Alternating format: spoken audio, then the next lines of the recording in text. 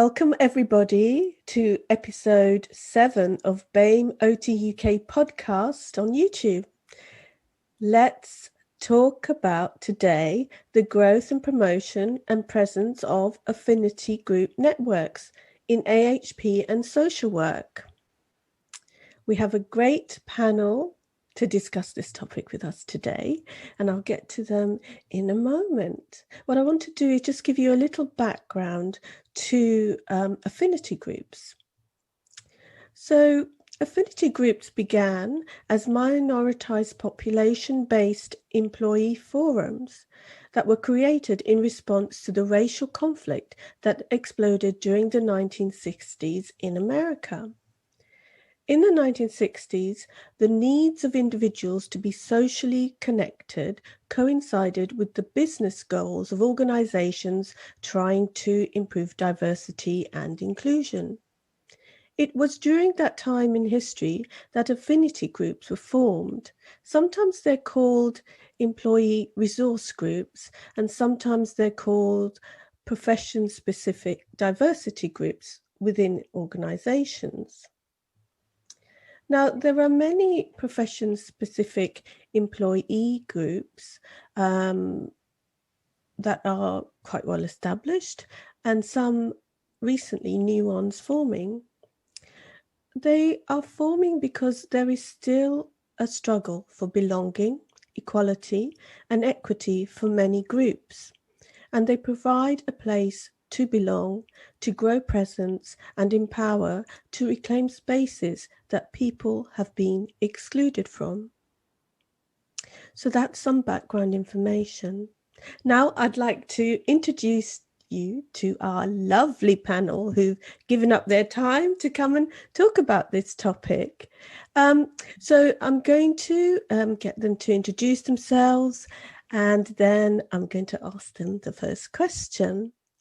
Wardah, would you like to introduce yourself? Hiya, I'm Wardah. I'm a speech and language therapist and founder of Language Waves, which is a social enterprise which offers culturally diverse therapy in local communities. Thank you. Patriche, would you like to introduce yourself? Hi, I'm Patriche. I'm a social work manager at the London Borough of Camden. I work with the Looked After Children's team. We support children 0 to 18. I am also a co-founder of the non-profit organisation Pinpoint Incorporated. We support young people and children in the communities to thrive and do better. I'm also a member of the British Association of Social Workers Black and Ethnic Minority Professional Symposium, and we nationally work with all social workers of Black and ethnic minorities to support them to thrive in their workplace. Wow! Lots of duties there. Sudhir, would you like to introduce yourself?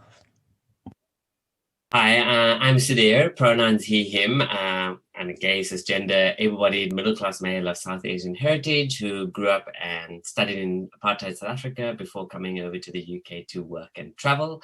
I work in the private sector and run a physiotherapy clinic in London, and the whole person approach led me to form The Life Architect, a human potential consultancy, empowering people to design and construct the life they want to live.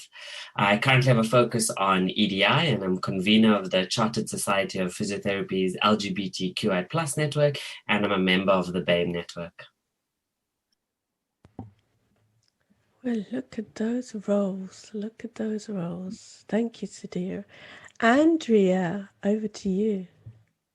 Hi, my name's Andrea Wright. My pronouns are she and her.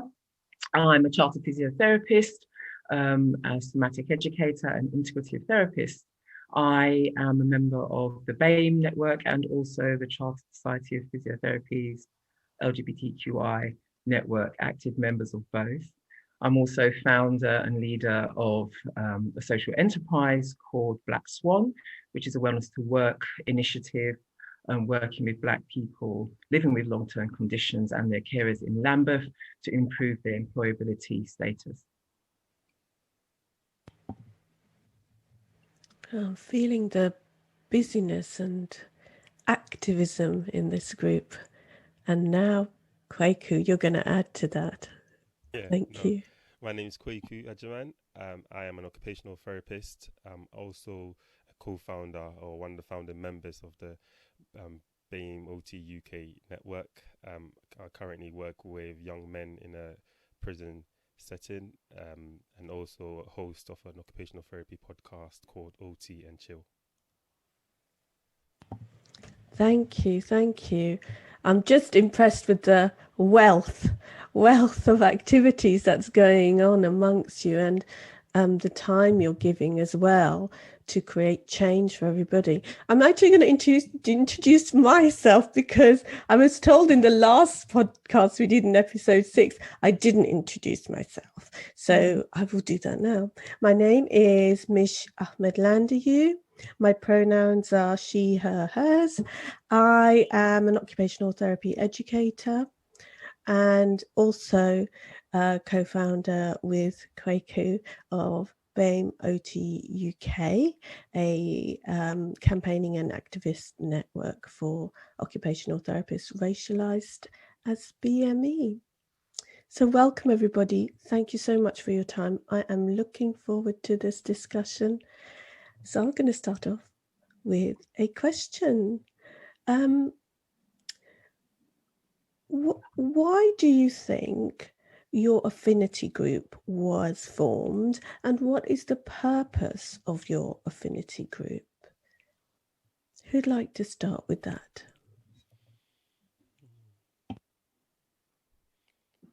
I suppose I can start seeing away on the BAMEOTUK UK podcast.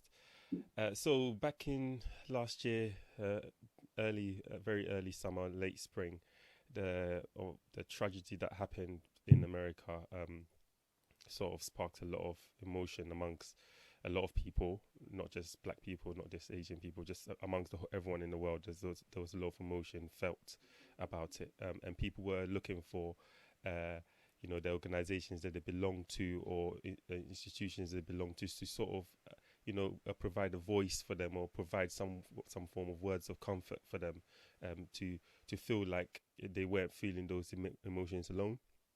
And with occupational therapy, we didn't hear much from our organization for a very long period of time, and through my podcast that I run, I felt like I need to give people the voice, or give people the space to be able to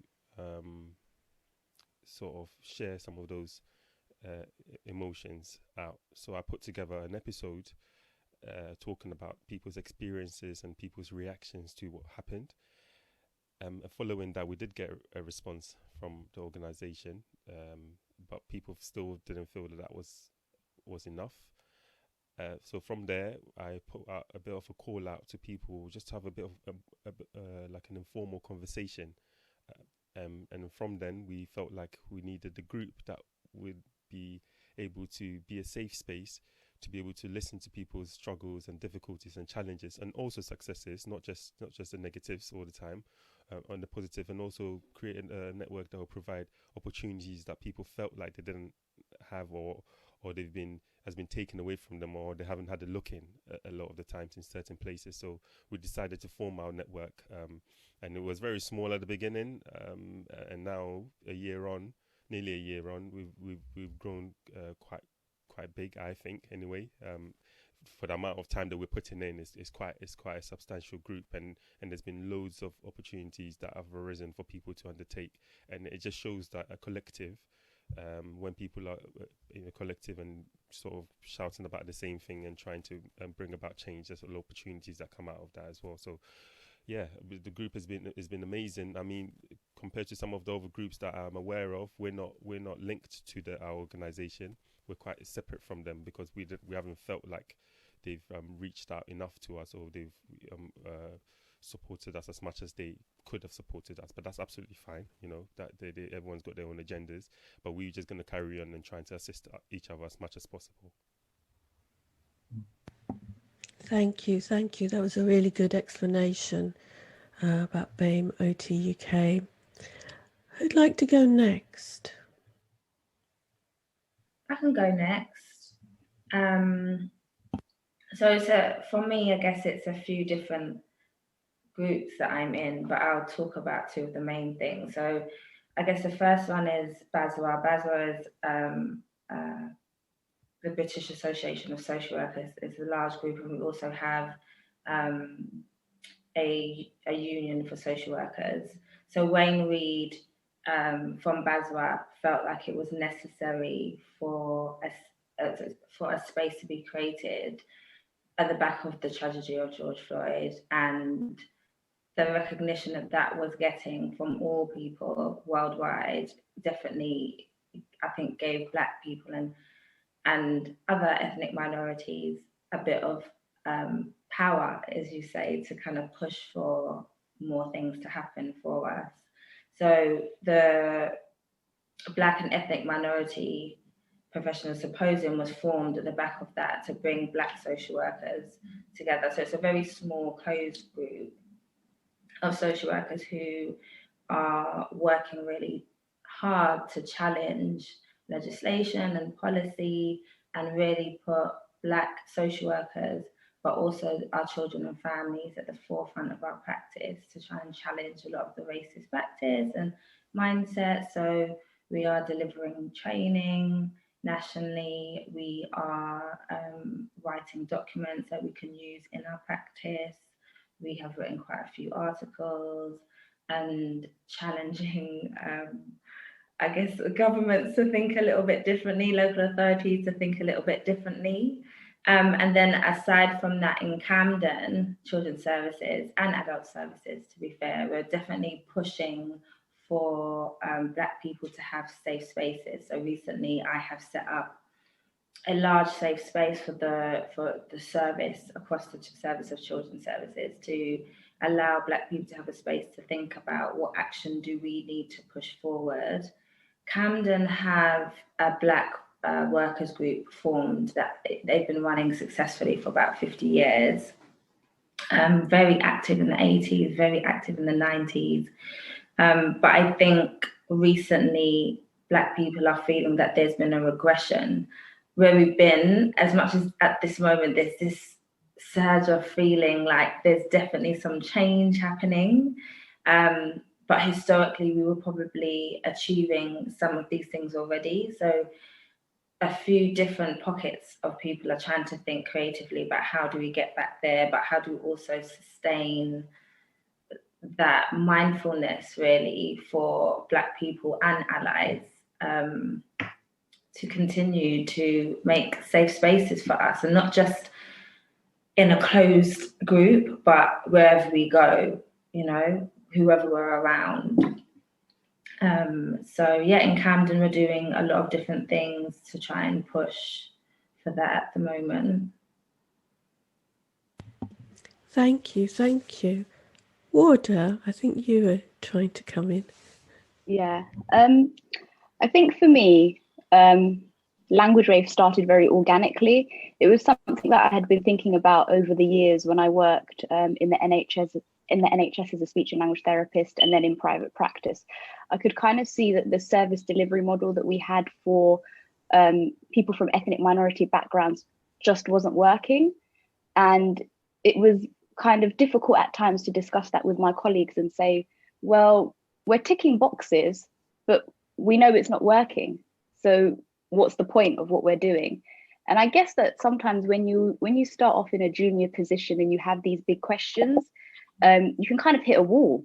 And then also it kind of affects your confidence as a person, because you think, well, why don't I just do what I'm supposed to do? And so what happened with me is I ended up leaving the NHS, and I thought, you know what, I'll go work in private practice for somebody else because maybe there's more autonomy in that. And what I had found in that experience was the same thing again. I was working for a company that was working in predominantly kind of, I'd say, schools with a high proportion of Afro-Caribbean, Asian children. Once again, the service delivery model that we had was not meeting those children's needs. And so I kind of was there and I thought, you know what, I'm not going to do what they prescribe. I'm going to do what I feel is right for the young people that I work with. And so I did that, and that kind of resulted in a bit of an issue with my employer, who wasn't happy with me. And unfortunately, at the time, what that made me do was leave the profession altogether and go into research, because I thought, you know what, I can't be bothered with it. It's just too much. And so while I was working a research position, I got an email from one of the Senkos that I used to work with, and it was an email from a young boy who I used to work with, who had just got into university, and he wanted to say, you know, thank you to me. And so in the email he sent me, he basically said, you know, thank you. I just want to know, who else are you helping? I hope you're still, you know, helping young people.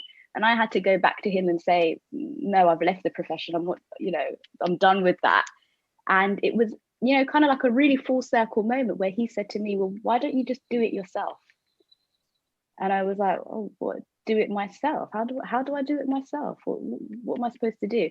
And so that's how Language Waves was born. And, you know, I started off on an entrepreneurial journey, and it really started from my local community, you know, wanting the service and then supporting me to do it. And so, yeah, that's what happened. And then that kind of led me to work at the Royal College. They're writing their diversity and inclusion documents, and just speaking out a lot more about different service delivery models. How can we do it? How can we engage with people? So we're creating a service that, you know, we're not forcing people to fit into one system that we know is not for them. It wasn't created by them. It doesn't work for them. And I think sometimes it can be quite detrimental. So I started bits of that work working with my colleagues and kind of saying, you know what, have the confidence to have a go.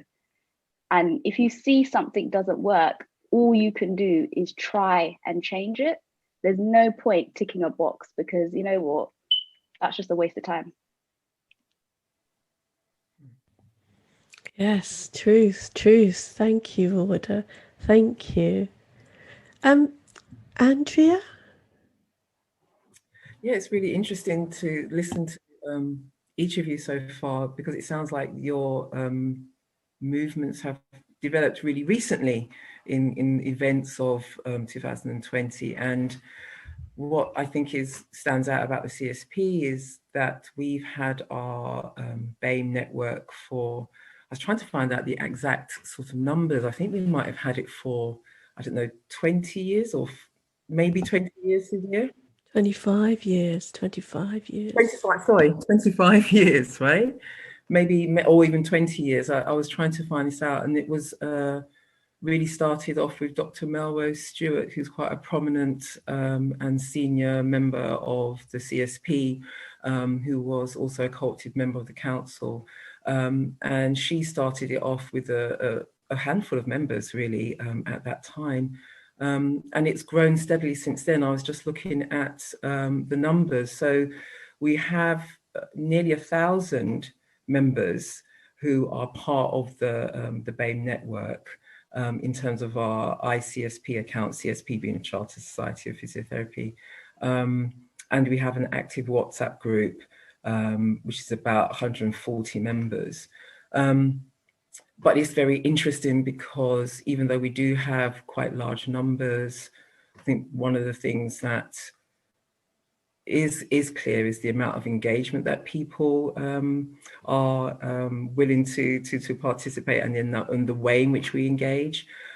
So it's, for me, a place for support and a safe space, as people have already mentioned before, and a way of just gathering information that you won't necessarily get from your colleagues in the workplace. I think that the big thing is that it does provide a pastoral role for us. And yeah, I think especially over the last year or so, it really has been a haven for many people because they've been triggered a lot by the material that was they've been triggered by George Floyd and all of the conversations that we needed to be part of, and organizations looking to the Black population, the BAME population, to answer questions for them. So it was very, very difficult for people to have all of that output without having the support. So the network really provided a place of refuge, I guess, and a place to air our concerns. Yeah, I think that the thing that we are aiming to looking at our objectives is to influence and to create more representation across the profession, and also to challenge the governance and to challenge the CSP to create policies that really are meaningful for us, and that really are going to enact change. We're currently very active in, some of us are active in the development of our new EDI strategy, which is quite challenging at times, because how do you really get your voice heard amongst a number of other issues that are pressing for other diversity networks, as well as within the structure and the, I guess, the model that the organization is trying to move these changes forward. So it's always a real challenge to really be heard and listened to. That's always the biggest the biggest barrier, I think, to moving forward. It's really being listened to, and what are our organizations hearing. So that's yeah, those are my thoughts. Oh, that's interesting, isn't it? It's the challenge of being heard once you've spoken up, and seeing actions from that, because that's the start, is actions. Outcomes take much longer to appear.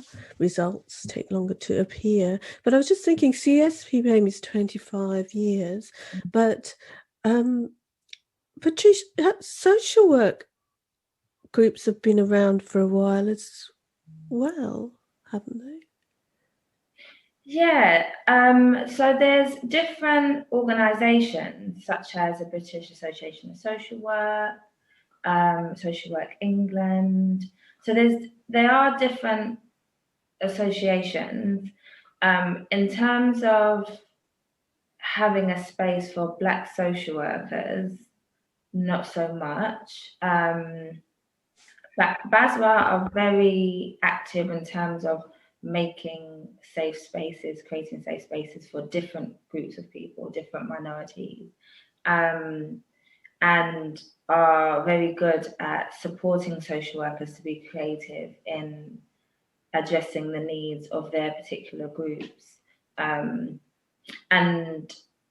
I guess similarly, like I said, in Camden, we have a Black workers group that has been running for years, and I know that they work closely with Unison, who we know are quite active, and won't necessarily just focus on racism, but also any form of discrimination, because social workers, anti-discriminatory practice and anti-oppressive practice is the foundation of our practice. You know, historically, social work was community-based and very generic, and over time and unfortunate events, legislation has changed, and so the work has changed, guidance has changed, and it's split more. So you have your children and families, your mental health, your adult social care, learning disabilities, etc. But having a space to bring that all together is not always there.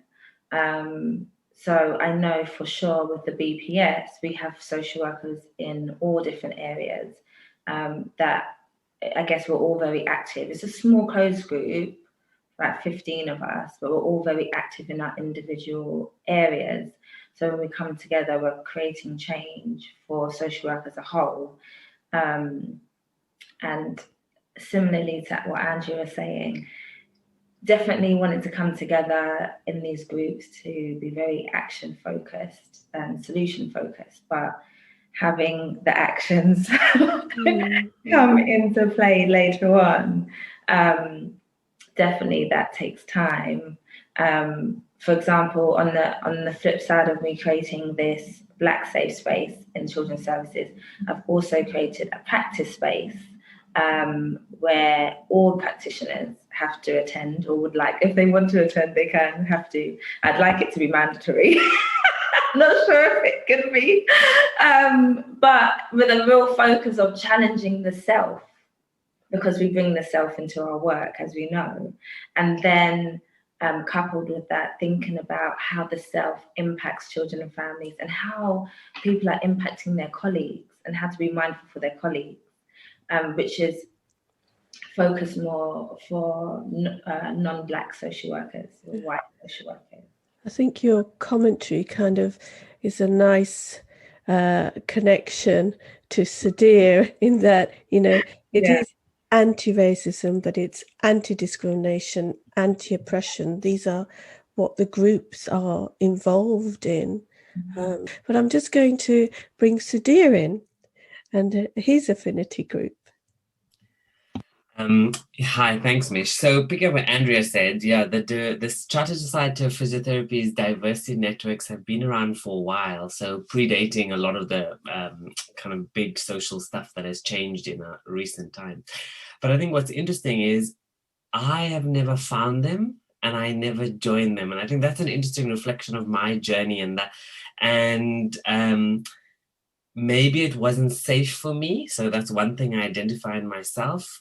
Or maybe I never saw my profession as a place that would be safe for me to be the whole me. So why would I go there to these groups? And so really, like what all other speakers have been saying, I have this little like 3P triangle, so to speak. It's the person, the professional who deals with the patients, and then the profession. And I don't know if all those were really connected for me. And all the social changes brought a lot of stuff up, and I realized visibility and representation are so key. If we don't see it, how do we know it's even possible? And so that's why I stepped up and joined the networks and started to become more involved and applied to be convener of the group, because I sit in this intersectional world that we all live in, which is underpinned by anti-discrimination and anti-oppression, and trying to link in all the networks in this mindset of anti-discrimination and anti-oppression work. So for me, it's about belonging. And I think the networks are there, like Andrea and all the other people and other speakers have said, is a safe space to share. I think that's what people are looking for. A safe space to share where they kind of don't have to explain the whole structural and system thing versus the individual thing, where everybody understands the systemic and structural and historic oppression that existed. And I think where people who potentially sit in positions of power and privilege may not fully appreciate the system and the structure and the story about them. And these groups, I think, provide a safe space almost in the way that you don't have to explain that. That's almost like a given. And I think also even within the group there's learning. I'm learning all the time. Just because I sit in from a South Asian background, I'm learning from my Black colleagues what their lived experience was, because we all have different lived experiences, and I am growing. Just because I identify as gay, I'm also learning from my trans colleagues. So I think these networks are so important in affinity groups, because it's just learning, growing, sharing, and connecting. Learning, growing, sharing, and connecting. Nice, nice. I've never heard of the 3Ps. Is that your framework, or is that some other formal framework? I just made it up. Oh, I might put it in the information under the description of this YouTube podcast. Thank you. Thank you. I'll obviously put your name against it. It is an interesting way to look at it, though, Steve, because I think when, as a student or someone that was coming into a like professional space or any profession, you're told that actually you will be using yourself. And in occupational therapy, anyway, we talk about therapeutic use yourself, and I'm sure you talk about it in order of professions as well. So for people to forget that, it will definitely have an impact on how you become a professional person. And also, if the profession is not upholding some of your own values, then obviously that's going to affect how you you treat the people that you work with. So I think it's a very good way to work on yourself in order to maximize, and also maximize the amount of help and support that you can give to the people that you're working with. So I like that. I'm definitely going to steal it as well. Thank you. I think I want to steal it too. Because so the two groups that I was talking about, we've named them Reflect, Reclaim, Rebuild.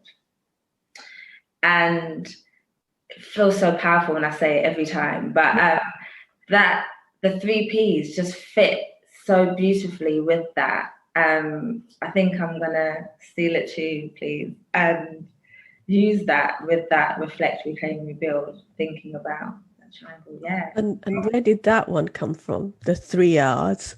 Yeah, we said the 3 Rs.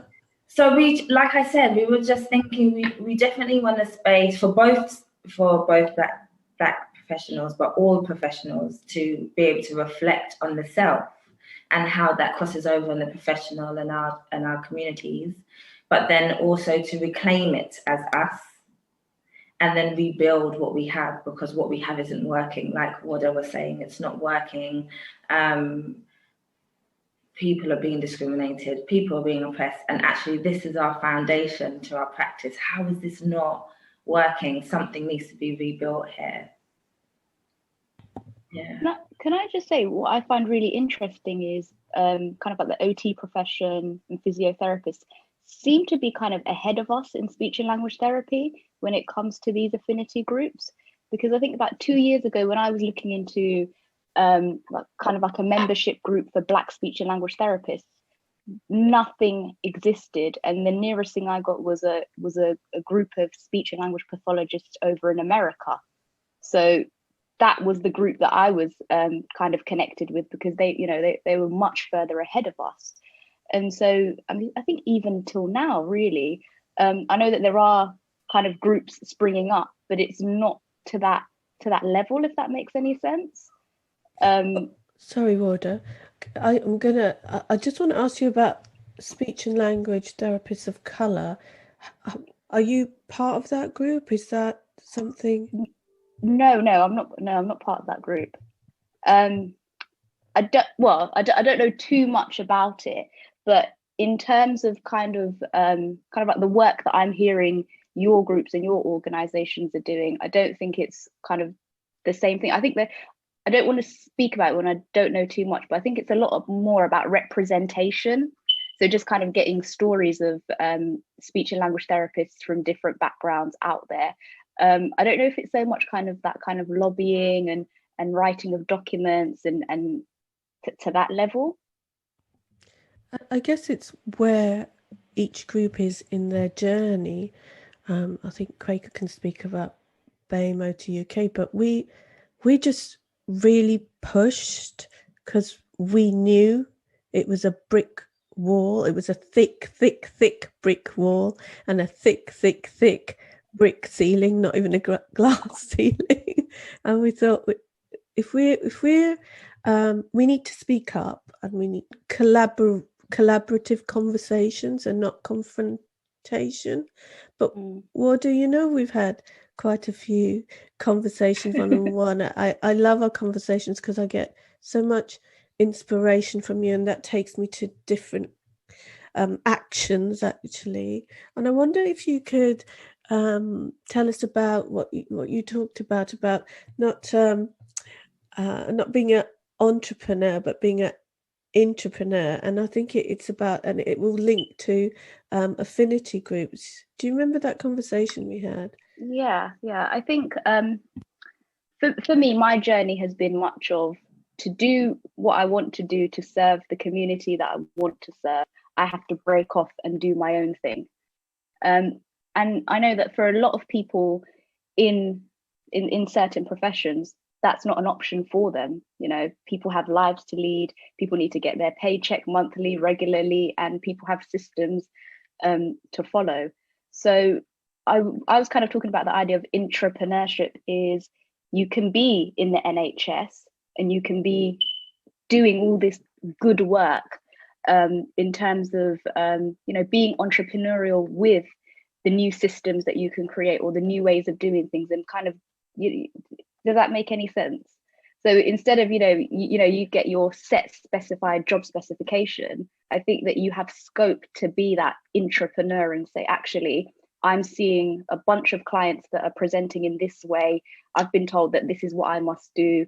Actually, I think this will work. Let me just do a feasibility study, and kind of taking that onus and say, actually, I want to entrepreneur, and create, and kind of have that flexibility to create how I do my work within the confines of being in a structure.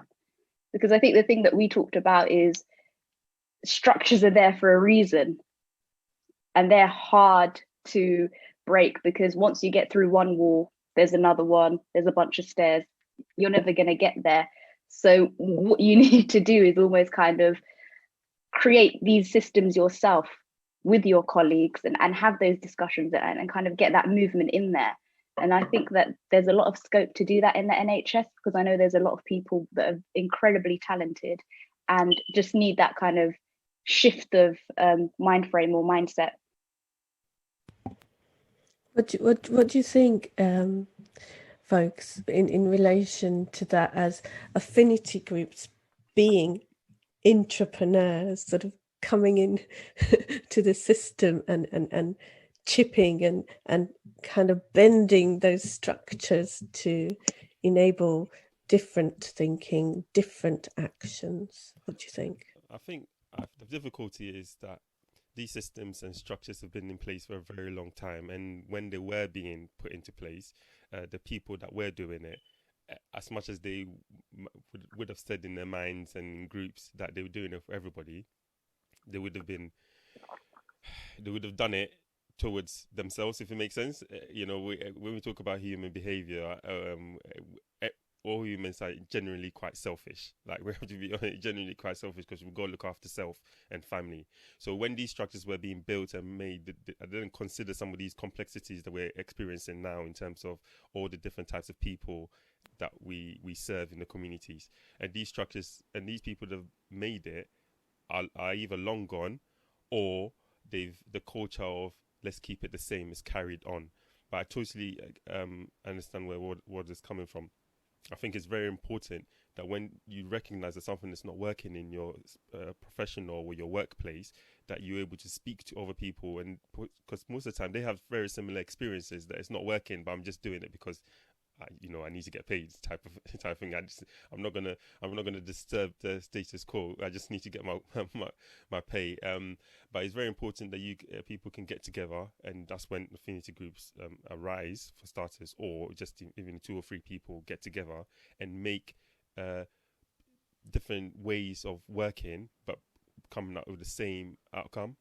The outcome is always going to be the patient. The outcome is always going to be the patient has to have the best experience when we're working with them. So if we can do something a little bit different, tweak it, rather than keeping everything the same and knowing that's not working, which one would you rather do? I'd rather change a little bit myself, being that entrepreneur, like you mentioned, just change little things. I don't have to change the whole system. I don't have to do all that kind of stuff. But if we can change how we get around this wall, for starters, without having to continuously be smashing it down, because that takes a lot of energy as well. So 2-3 people doing those feasibility studies, making sure that actually we're getting the same outcomes. We're just changing a little bit of the way we do things, or the way we respond to people, or the way we see people can bring about a big change. But I think being an entrepreneur, I think it could scare a lot of people. I can imagine it could scare a lot of people because they don't want to break the status quo, or they think they're going to be outcasted if they try to change something that's been there for years. The classic thing of students, when you go there and your educator's doing something, like, you're scared to question it. Why are you doing it? No, you have to question it why you're doing it, because if you don't question it, you can't bring about change, and you can't improve your understanding either. But definitely, I think it's a difficult thing to do. But with support, with colleagues, it's definitely possible. Thinking about what we've just discussed, what should be the vision and mission of affinity groups? There's a lot of things we can be, we can do. And yeah, what do you think? What's the long-term vision? Firstly, I'd like to use a different word. I've got a little bit of a bugbear with this mission idea. I've got a bit of a bugbear because it just speaks of coloniality and empire and conquering and going to take which doesn't belong to you. So I really want to just underline that for me. I want to, if I have a vision, I have an aspiration or I have an objective, but I certainly don't want to use the same language that hasn't helped, marginalized communities to thrive in any way. So I think it would be dependent on the group's agreement, really, and how we think we want to move forward. This is something that, I mean, I've been involved more actively with the BAME network for probably about 7 years. And one of the conversations that we had over and over again is like, how do we really concretize our objectives? What is it that we're really trying to do here as a network? What do we really want to, how do you want to impact, and what do you want to do? And I think two strands often come from that conversation. Is it that we want to have an activist type approach to our work and our activities? Or is it a space where we are gathered for support, pastoral care, maybe representation comes in that as well? I think it's very difficult to get consensus. This whole thing about engagement, it's very difficult to get a consensus from everybody. But I think it would really depend on, as I said, how we want to move forward and what influence we want to make. So I think it's really important that the group is clear about how and in what ways we can influence and create change and create impact, and the actions that we're going to do that. I think there is definitely always the underpinning of support and having a safe space to speak. But I think there's always more that we can do, and whether the group feel that they've got the energy to do that and actually the organizing capacity to be able to move that forward and to create, I guess, the machinery to be able to do that. Really, it takes a lot of organization. And I think part of my own journey to becoming more active is understanding that it does take organization to be able to move things forward. It's not just enough to gather because we've got a shared identity. How we create change and how we really impact is that we have to structure ourselves in a way that is effective and is sustainable. And I'm learning more of that. And I think that only can happen in terms of really creating good and diverse networks, even within our network. We have to pull together. We're talking about entrepreneurship.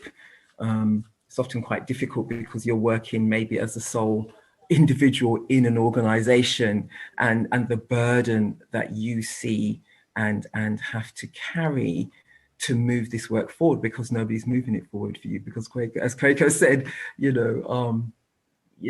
the structures are set to be the way that they are and to move the way that they are, and they function, but don't function to serve everybody.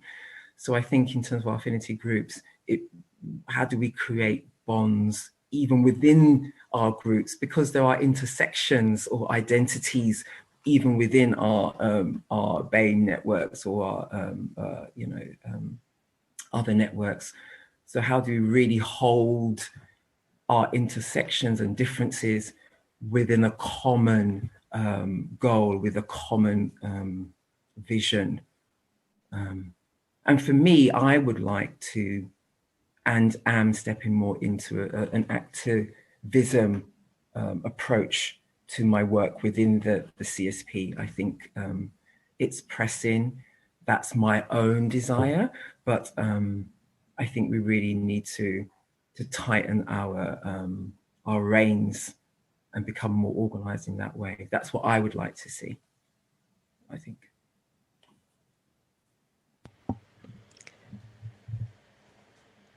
Hey, Mish, can I add something to that? So it's interesting, picking up on what everybody's saying. It's so lovely hearing everybody's thoughts and ideas. So the CSP is interesting in that its union arm and its professional body arm sit in one house, so to speak. So that's really a unique combination. And as I was thinking about it, it's the union that brought the diversity networks in, and the diversity networks originally had this kind of, well, historically maybe pastoral care, support, safe space. And then remember, on the other branch, we have this professional body, which is clinical practice, patient care, professional development. And for me, what's happened now is almost when the social landscape has changed massively with Black Lives Matter, Me Too, climate change, the pandemic, etc., it's almost bringing those two strands, which are maybe have been previously separate, so to speak, together. And, you know, we always talk about the biopsychosocial model of care. And now we kind of highlighting the S a bit more, you know, the social. We've always talked about the social determinants of health, the social inequalities and how that leads to health inequalities and how they're directly proportional. And for me, it's more and more those strands are coming together.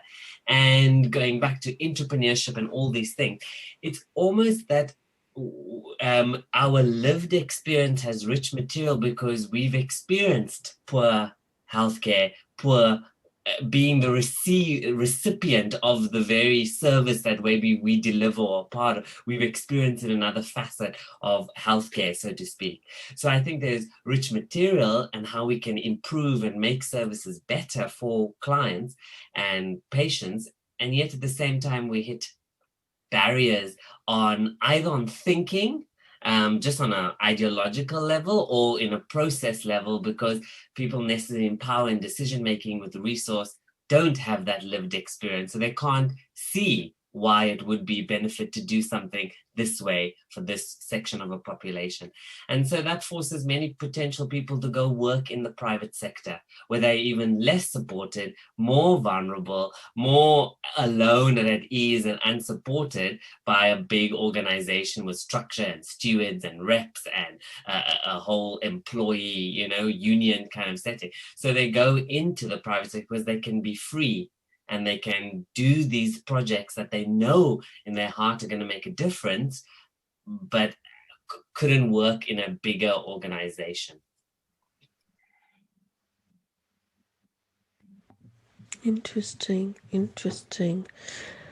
I was just, you know, Andrea, you brought up about the colonized mind, and I honestly had an aha moment when I started thinking of decolonizing the mind and realized how colonized I am in my thinking and my actions, because all my education in relation to my profession is from a colonized, Western-centric, global North context. And that's what I recycle, well, I'd say recycled to my students, because I don't do that. I don't do that now. I've certainly evolved and developed, and I need to be reminded every now and then that I'm still using colonized language. And I think the battle and the reason why affinity groups, when I'm listening to you guys, and I have my own impression of why I personally joined it, but I think it's that there was a deficit, and it's terrible to say that we grew out of a deficit model or a framework, but actually, as we've developed, we are a values-based, strength-based organization ourselves, our affinity groups, and that's what we're bringing to the organizations that we are sometimes battling with, sometimes having collaborative conversations with. But that's what we're bringing. I mean, why wouldn't you want diversity? Why wouldn't you want just practice? Why wouldn't you want equity? But those are the things that have not been balanced in those organizations, and you know, and we formed out this deficit that was there. I don't know what you all think about that. I think it's a difficult one. Talking about the colonized mind, it's really difficult to come out of that. And what I've been thinking about recently in myself is like, I wonder if organizations, senior management teams, and people that in decision making positions ever, when they're making those decisions, they ever ask that question: how is this going to affect those people who are marginalized already? I just wonder if this is a question that's put out for just everyone, just to then bring their opinion. So yeah, I've been thinking a lot about that recently. But with the BAMEOTUK UK hat on, it's really tricky, because when I was studying, everything about occupational therapy was about social justice, occupational justice, trying to bring about justice for people who are marginalized, because if someone is, we need to make sure the environment is suitable for everybody to be able to live. So if you think about my education, occupational therapy training was about overcoming injustices and difficulties that people follow. But if you take a wider context of it and view actually the people inside the profession, the people actually doing the work, there's a lot of injustices that they face as well. And also, if we can't overcome that, it's definitely going to have an impact on the person. And if it has an impact on the person, then my views will change in the way I provide care to the people that I work with, right? So I was, since we came up with the BAMEOTUK UK network, I was very surprised actually how the profession hadn't already developed a certain network like that from many years ago, or there wasn't conversations being had about that for many years. So it's very strange that we've had to do something from a deficit because of what the social landscape of the world at the moment. And I hope that as a network, and all the things that Mish was just saying about trying to be having collaborative conversations with people that make the decisions and lobby with the governments and policies, they can see that actually we're really trying. There's people that have got opinions about what the world should be like, how we should fight social injustices. We should take ourselves back to the historical foundations of the profession, and actually this is what we're here for. Similar to social work, I don't know a lot about social work, but I'm pretty, just the word social it reinforces that we should be trying to fight for everyone to have as much as possible so they can live their life to the fullest. You touched on something that I was going to discuss. Andrea, you brought up a lot of things that resonated quite deeply with me, as everyone else, but just a lot of what you said I agree with, in terms of us moving, our smaller groups, our activist groups moving forward. But in terms of like the colonizing and the mindset, we have to remember that these systems were not made with an anti-oppressive and an anti-discriminatory mindset. And so, I mean, yes, maybe at the time, I mean, I think partly yes and partly no, but I think in terms of our smaller groups, I feel that there is an element of protection, protecting our communities, protecting our colleagues, protecting ourselves, supporting each other to feel safe when challenging. Where when you're on your own and you're doing that interpersonal work, entrepreneurial work, you don't always feel protected because the systems were not made for that. If you look in the depth, real depth about the systems that we work in or we're a part of, they were not made for that. thinking about social work, Kwaku, is like, so historically, yes, there was a lot of community-based social work that was the focus, but the community was very different then. And the understanding of Black and ethnic minority communities and how they function, very different. Their needs are very different to a Western community and what that looks like. And I assume for all of our professions, that's very much the same. We have to think creatively about supporting Black and ethnic minority families because they differ, they have different needs. And even how we care for our elders is very different. Our health conditions are very different. The lack of sun gives us a different need in itself, you know? So I guess I say that for me, the smaller groups are about reminding us that anti-discriminatory practice and anti-oppressive practice is important throughout. What does that mean? Thinking systemically, so in Camden and social work, we talk about systemic practice, thinking about all the different elements of the graces, age, sex, sexuality, gender, ethnicity, culture, finances, economics, class, what have you, and breaking that down and thinking about how does that impact the one person you're trying to support and their family and who their family are. So looking at ecosystems. And our smaller groups are there to almost remind everyone what the foundation of our practice is. What is the foundation of our organizations? What are we here to do?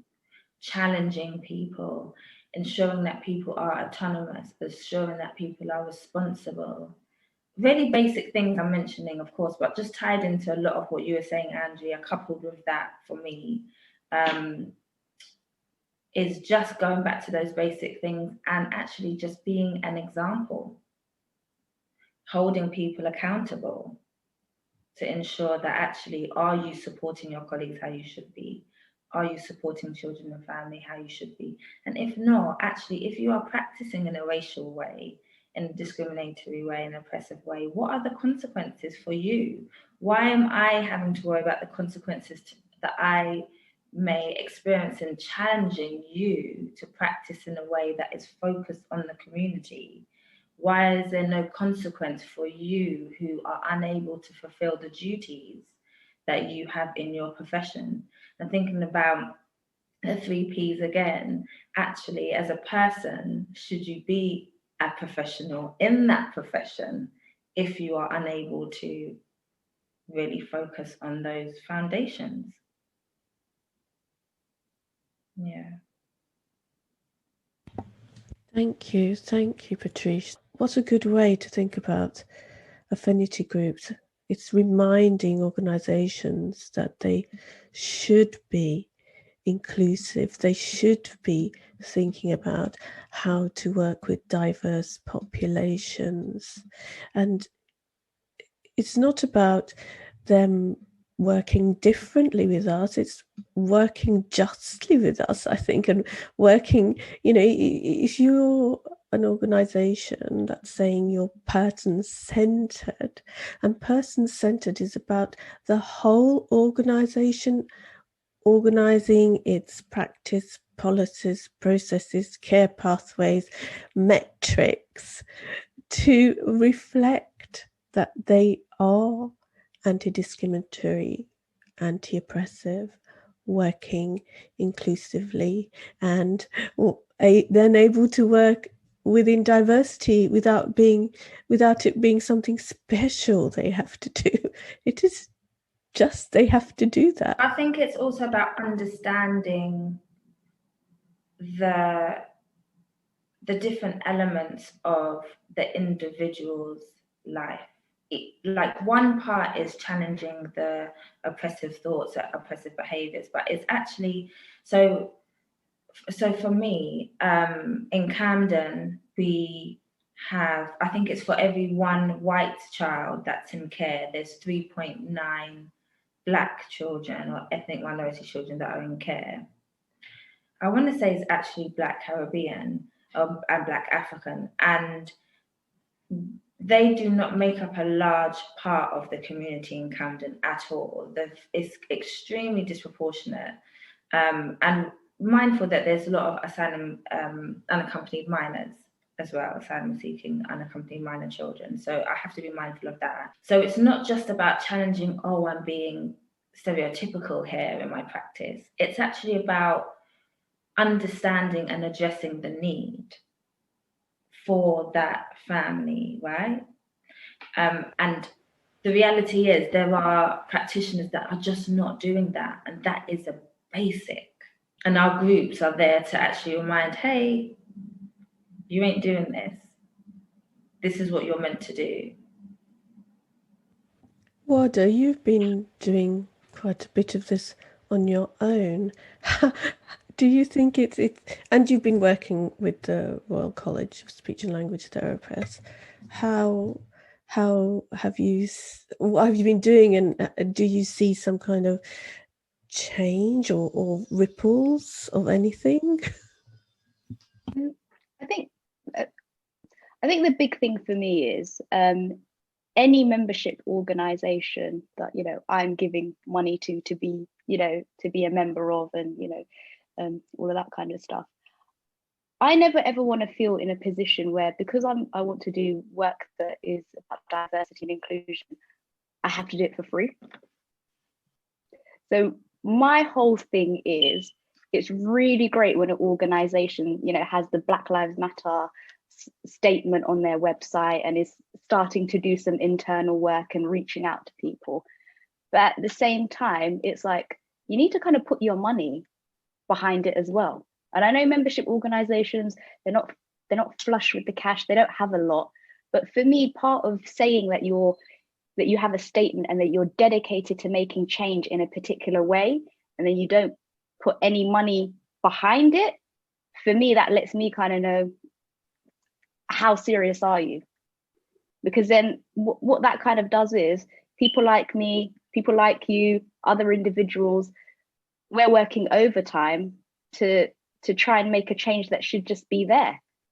And it's not fair on us. And I think Andrea said something about energy. We only have a limited amount of energy, and we need to spend it where we can, where we can benefit the most from it. And money is energy. So if we're not being, paid for specific roles that we have, or a membership organization isn't putting money into a specific role. So for example, creating, a diversity and inclusion role and recruiting from people that are actually doing that job, I don't know how seriously I can take them. I think it's good that organizations are now starting to do more, but I'll believe in it more when I see money being put into projects. I don't know if you found that as well. No, I totally hear that. I think, and that's quite a basic thing. I think that a lot of organisations should be doing. It doesn't cost a lot to invite someone to come and speak about something or introduce an idea that they've had. And I don't know about other organisations, but from the knowledge I have from the BAMEOTUK UK network, we have been approached to organise any sort of events or training and been paid for. So it's one of those things. If I'm not going to do it for free, I'd rather. And this is when it becomes a bit difficult as well, because you don't want it to be an us and them. You want to create change that will be long lasting for everybody. Like Patriche was saying, it's for everyone. It's not for me. It's not for us. It's for every single member of that profession. So, but I don't want to do that for free, because my energy would then be wasted personally, because I'll burn out. And then if I burn out, then I'll probably leave the profession. And if I leave the profession, how am I going to survive and look after myself? So I think you're 100% right. I think organizations will need to offer proper positions for people that are doing the work, and proper payment for people that are doing the work. And also, if you are doing the work, people that are on the outskirts are more likely to change themselves and the way they're working, like Patriche was saying. Actually, if you're not doing it as the person, should you be in that profession? And it will make people check themselves if they realize. But I don't think that a lot of organizations are actually showing a lot of action. They're not. They're saying a lot of stuff. But there isn't a lot of actual positive action going on, in my opinion, anyway. What I want to say there, I think it's this kind of ongoing issue and tension between affinity groups having to gather and form because our organizations aren't doing what they say they're doing on the packet, right, in some ways. And we are pushing to allow those policies or to drive those policies. But I think that the tension is we are being paid or not being paid, or being used or being used as a resource really to inform what should already form the policies and the procedures and the practices that the member organization are trying to put forward. Yet at the same time, there's this tension in, if we don't put our bodies forward, if we don't put our voices forward, who's going to do the work? And so we're in this double blind scenario where we are, in a way, captured by the fact that we are so passionate about the issues that we're talking about because it affects our lives. People die, people are burning out, people have mental health issues, people have long-term conditions because of the conditions of work that we face and the conditions of our lives and where we live and so on and so forth. And yet, we don't see any financial recompense. And yes, money is energy, Wardah. And ultimately speaking, if you think about, the Marmot report, what is it that's driving health inequalities? At the base of it, it's income and employment. In every aspect of our lives, that's the energy and the resource that we need to be able to thrive in all the aspects of our lives.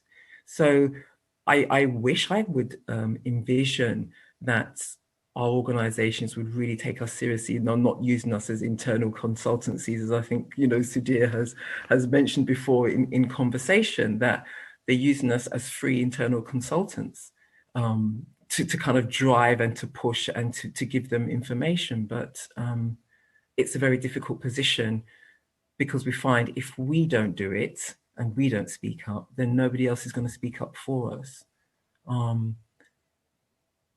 So it's a challenge. It's a challenge. And my question is, I guess, at what point do we say no? At what point do we stop doing the work and moving forward? And that's another conversation about our own self-care and the strategies that we have and the boundaries that we put for ourselves in order to do this work. Because if it's and in our small ways, our ways of activism, our ways of trying to change the system, it needs to be sustainable.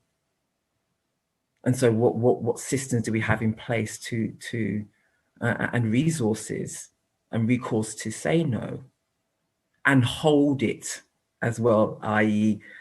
knowing that if I say no, will the work still continue? Wow, power, power, power. I'm going to say a little positive story about what has happened because I put myself out there, because Kwaku, as my ex-student, gave me a power space to talk about feelings that I never talked about in his podcast OT and Chill. He gave me that opportunity to free some of that oppressed and stuck feelings I've had for so many years, from childhood to now. And he gave me that little opportunity to open up. And when I opened up, something happened to my spirit, to my mind, and I just thought, no more. I can't keep quiet anymore. And I don't know if Quake is happy about that, but and he and others, we co-founded BAMEOTUK, and that freed me up even more. And I know that BAMEOTUK UK, we're building up to let others take over and run with it, and then support them to enable others after them to take over and run with it, so we don't have to be there all the time, because in the end we'll end up just it being our voices and our thoughts structuring everything, and that's not the purpose of it. But from that, it's a beautiful thing is that now at work I'm a occupational therapy educator 3 days a week, and 2 days a week I'm a student success and anti-racist education practitioner, and I have a voice that goes tangentially, works with colleagues, and definitely students are a big part of my power space, but I get to go into those exec spaces. And it is starting to create change. So we've got this at the moment, decolonizing the institute, and we've brought students in as partners, and we're paying them a living wage for giving their time. But we've also got people from the community coming in, and we're giving them a salaried wage as well. So whatever time they give us, even if it's just for 1 hour, they get paid for it. And that's for the university project of decolonizing the whole university, which has different strands to it, because it's decolonizing not only the curricula, but it's decolonizing the practice, policies and process of recruitment and retention for staff and students. So there's lots of strands to it. So that springboard, that that Kwaku gave me for his OT and Chill podcast has freed me and liberated me to a certain extent. I still have those walls and doors to break or open, but it's given me that motivation and mobility, and it's the students who I'm giving the strength of voice to, not me, that are helping to open and move these things on. I think that's the power of Affinity.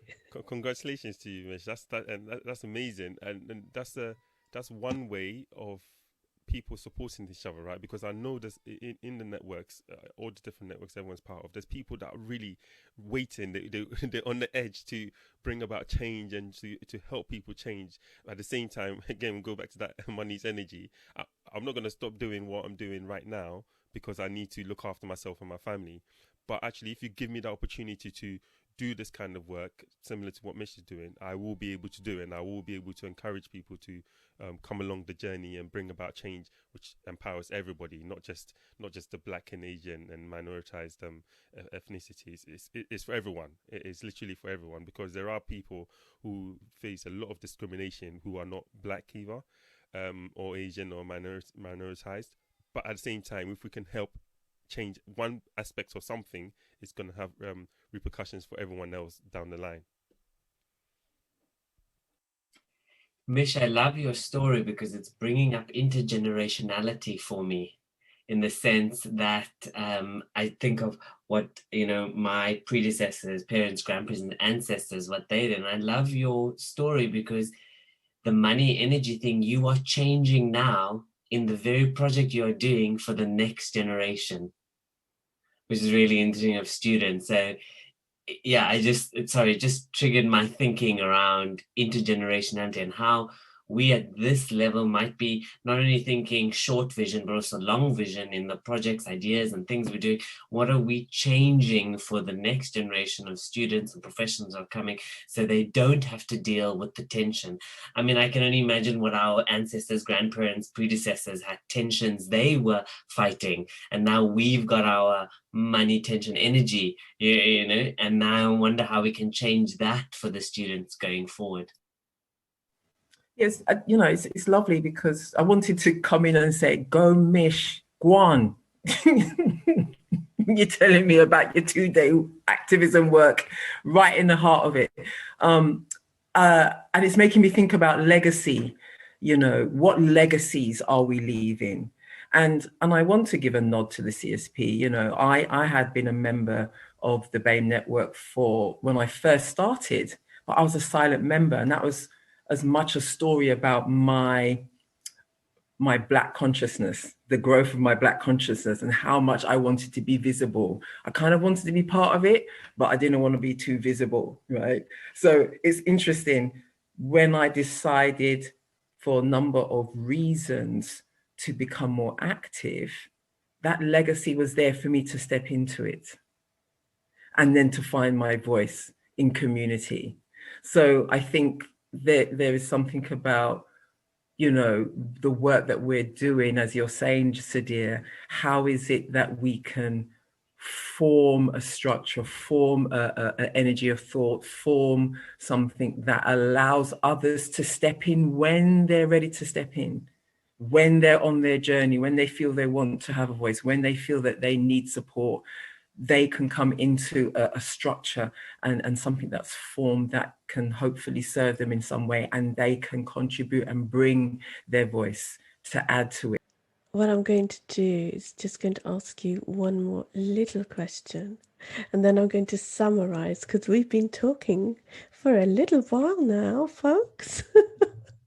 And I think what I want to do is just ask you this little question about, where do you see yourself or your affinity group in the next year? Where do you want to be, or where do you want to go with it? And we're going to start with Wardah, if that's all right. I think just slowly, steadily building. So bit by bit building. I have a few goals that I want to meet. But I think the most important thing is it's a journey for myself, and it's a process for me of learning from as many people as I can, and learning, you know, what I can take from you and other people, and incorporating that into my vision. So just lots of slow, steady progress. I like that. Slow, steady progress. Kwaku, over to you. Well, one of the things that we really want to do is to sort of start developing our own sort of continuing practice development amongst the group, because we have a number of student members as well, and you know, we've got a talented amount of people in the network. So basically having a bit of a sharing of knowledge, which then hopefully will empower those students, especially and newly qualified as well, to feel like they can have a voice, and to feel like they can make those changes, like those entrepreneurship changes while in their practice. But yeah, we're not that old. We're still very, very young network as well. But from what we've achieved so far, I'm pretty sure that it's going to carry on. But the main thing is just continuing using all the massive amount of knowledge and resources that we have within the group to just develop the especially, I always think, especially the students, because they're the ones that are going to be, again, pushing forward when me and I'm not even that experienced in terms of the profession, but obviously I'm going to be finishing before the brand new students are coming along. That's right. Let's help those future generations so they don't have to be doing what we're doing. Yes. Looking to the future. Patriche. So I think in terms of social care and children's services at Camden specifically, just to have more of a diverse workforce, to have a more conscious and mindful white workforce, and to have every space as a very safe and mindful space for Black professionals and for less Black and children and families to be penalised for just cultural differences, I guess. And then for the BASW BPS, to be able to represent Black social workers and ethnic and minority social workers, children and families, and ensure that the same thing for them in Camden happens everywhere, really. So that just, equitable, organization that looks after everybody regardless. Everybody, the community as well. Yes, yes. So dear. So I've got multiple hats on. I think from a work hat, I have a project called Deepening Meaningful Conversations, and one I'm launching is the Man I Cure project, which is starting the conversation around structural patriarchy, and its relationship to gender and relationship to sexual identity. Just like we had a conversation around structural racism and its impact. Just want to start that conversation, how it leads to discrimination in many other forms like misogyny, bi, trans, gay, homophobia. So that's one hat from a work perspective. Then from the CSP network, where I am convener of the LGBTQ plus network, I think I'll leave Andrea to talk about the BAME network. Lots of ideas, working on the 3P model, making a safe space for people to join the network in whatever capacity they want to be, from a professional point of view, how it relates to patient care. And also there's this odd thing about discrimination between our profession. So in supporting our members who belong to the disability network or the BAME, so we get intersectionality and allyship within the three networks. For example, I feel it's funny, we're a profession that works with many people who identify as disability, but we almost treat our colleagues with disability in such a discriminatory way. It's a little lacuna and myopia we have. It's quite an odd thing. And then from a profession point of view, holding our professional bodies to account to deliver these agendas and strategies or drive these changes, and just keep on giving the ideas of being visible and present. For example, I had this idea of making a 4-part video series on allyship, what allyship would look like from a BAME perspective, what allyship would look like from an LGBTQ perspective, what allyship would look from a disability perspective, and share that with our colleagues who I think are wanting to engage in the conversation. Oh, Sudhir, that last idea, I absolutely want you to do that like ASAP.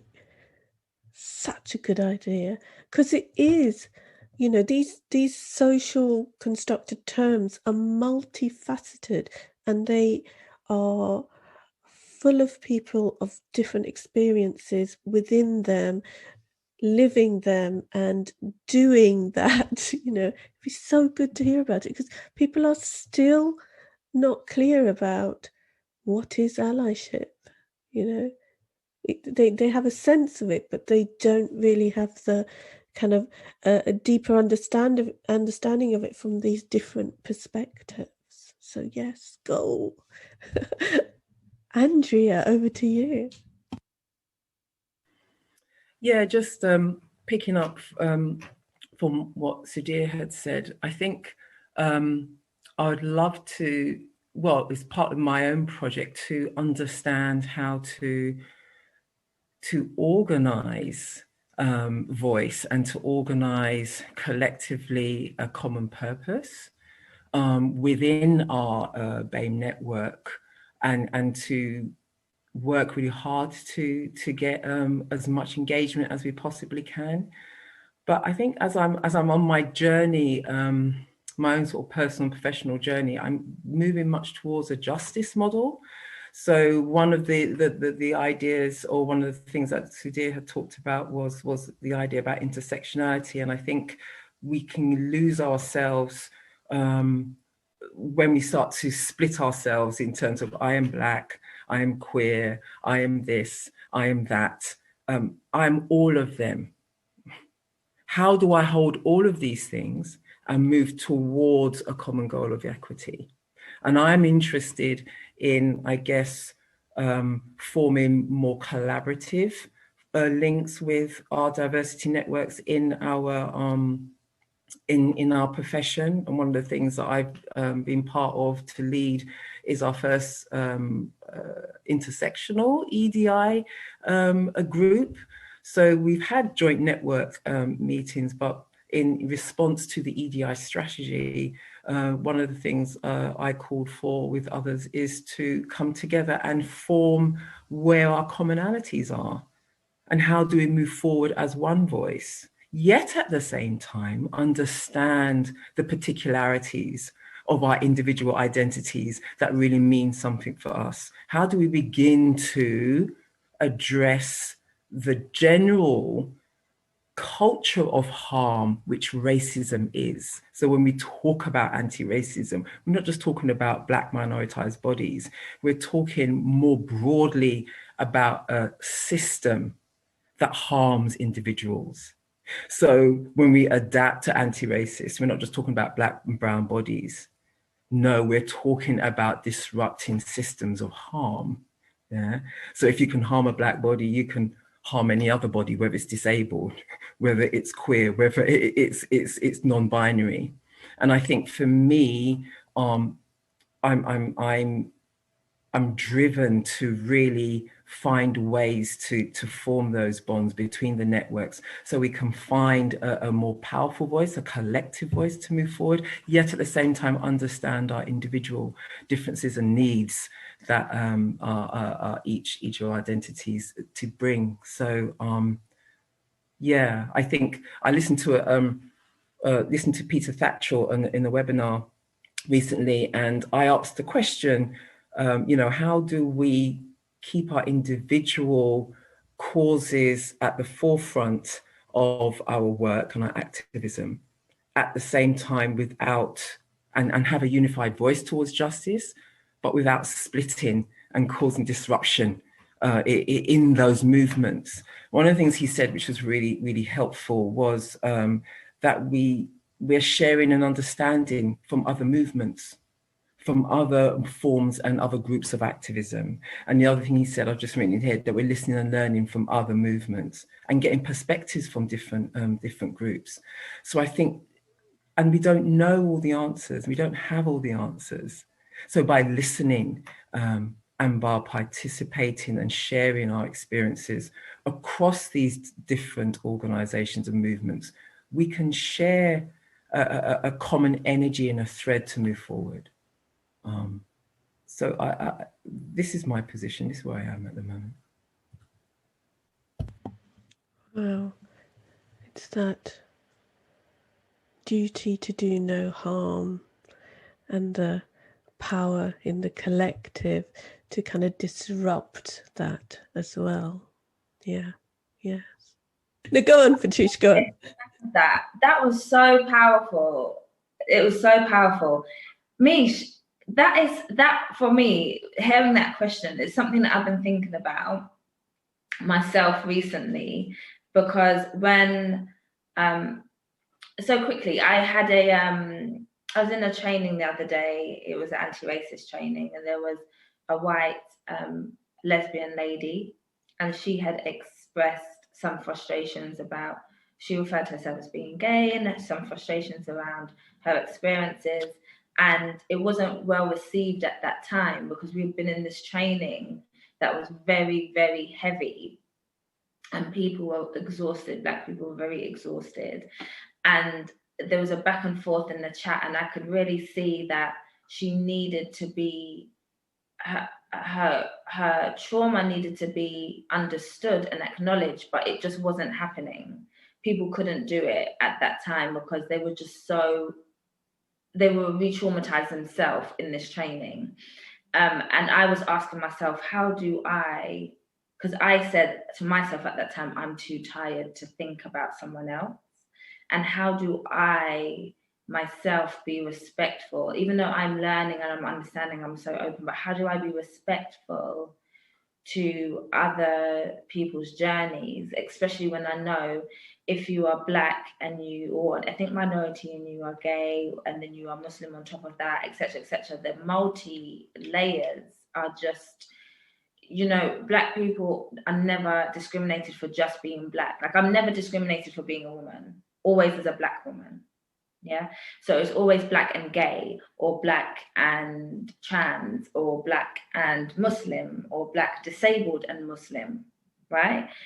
Do you understand? Like, it's never just that. So just my thoughts on what you were saying, Andrea, but also, Mish, I would love to have another podcast on that question, because it's so, if you wanted to do something like that, because it's so powerful and so heavy, and I think we could talk about that for hours.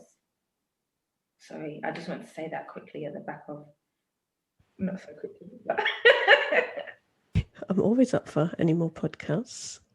I'm doing them because I think it's helping, it's working. We see people using the information. So yes, why not? We'll have to get together, Patriche, and see if we can do something with BASWA and BAMEOTUK UK. Why not? And CSP BAME. There are kindred spirits, CSP BAME. I'm going to summarize now, and I think end our conversation for now. Doesn't mean it ends it forever. And it's just listening to your words, your voices, your wisdom. My head kept going back to Audre Lorde and her book, The Master's Tools, or her essay, I should say, The Master's Tools Will Never Dismantle the Master's House, and also the other quote, because I think that's what we're trying to do as affinity groups, is really create change, but creating spaces of safety and empowerment so that we then have confidence to come out of our affinity groups and reclaim our space and our visibility to do the work and do the change. And one of her quotes, I was trying to look for it, and I found it while you all were talking. And this is, she says, it's for everybody. To refuse to participate in the shaping of our future is to give it up. Do not be misled into passivity by false security.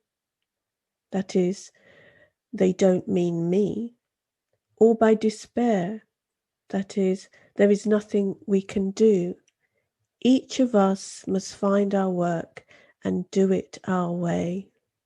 And I think that's so true. And I think that's what affinity groups are doing. The groups are enabling us to grow a collective of collaborators to disrupt the status quo, because the people recycling the inequality, the discrimination, and so on, use the same policies, practices, and processes constantly to reconfigure new ways.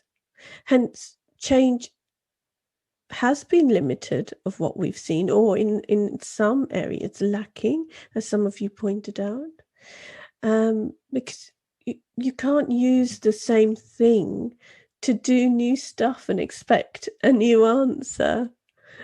And hence, our work continues as affinity groups. And affinity groups enable people to find each other, to find their belonging, and to collaborate to do the good trouble work, as John Lewis, RIP, would say. Thank you, everybody, for your time. And I say goodbye to you. Thank you. Thank you.